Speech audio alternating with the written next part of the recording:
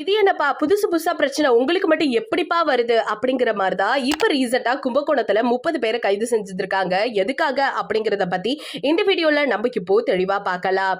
நடிகர் கமலஹாசன், சிவகார்த்திகேயன் இவங்க 2 பேரோட படத்தை 30 பேர் சேர்ந்தவங்க கும்பகோணத்துல எரிச்சிருந்திருக்காங்க. அதுக்காக அவங்க கைதும் செய்யப்பட்டிருக்காங்க. விடுதலை தமிழ் புலிகள் கட்சி அப்படிங்கிற ஒரு அமைப்பினர் கும்பகோணத்துல காந்தி பூங்கா அருகேல இவங்க எல்லாருமே கூடி ஒரு போராட்டம் நடத்திருக்காங்க. அதுல சிவகார்த்திகேயன் நடிப்புல இப்போ ரீசெண்டா உருவாகி வெளியே வந்த அமரன் படத்தை பத்தி நமக்கு எல்லாமே தெரியும். அந்த ஒரு படத்துக்காக இவங்க எதிரா போராட்டத்துல ஈடுபட்டு இருக்காங்க. சமீபத்துல வெளியான அமரன் படத்தோட டீசர் காஷ்மீர் இளைஞர்கள் போராட்டத்துல ஈடுபடுத்த வரையும் பயங்கரவாதிகளையும் சித்தரிச்சு உள்ளதா சில விஷயங்கள் அவங்களுக்கு தெரிஞ்சிருக்கு. அதனால அதை கண்டிச்சு அந்த திரைப்பட தயாரிப்பாளரான நடிகருமான கமலஹாசன் மற்றும் நடிகர் சிவகார்த்திகேயன் 2 பேரோட படத்தையுமே இவங்க எரிச்சிருந்திருக்காங்க. அது மட்டும் இல்லாம கண்டன முழக்கமும் விட்டுருக்காங்க.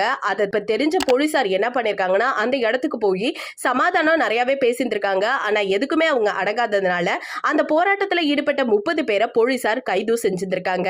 இந்த செய்தி இப்ப சோசியல் மீடியால பயங்கரமா பேசப்பட்டுட்டு வருது. பிகாஸ் ஆல்ரெடியே அமரன் மூவிக்கு நிறைய பிரச்சனைகள் போய்கிட்டு இருக்க நிலையில சிவகார்த்திகேயனுக்கு அடுக்கடுக்கா பிரச்சனை வந்துட்டு இருக்குங்கிற மாதிரி தான் இந்த செய்தி இப்ப இருந்துட்டு இருக்கு.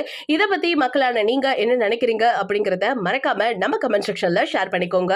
இது போல அப்டேட்ஸ் உங்களுக்கு உடனுக்குடனே தெரியணும் அப்படின்னா நம்ம சேனலை சப்ஸ்கிரைப் பண்ணி வச்சுக்கோங்க.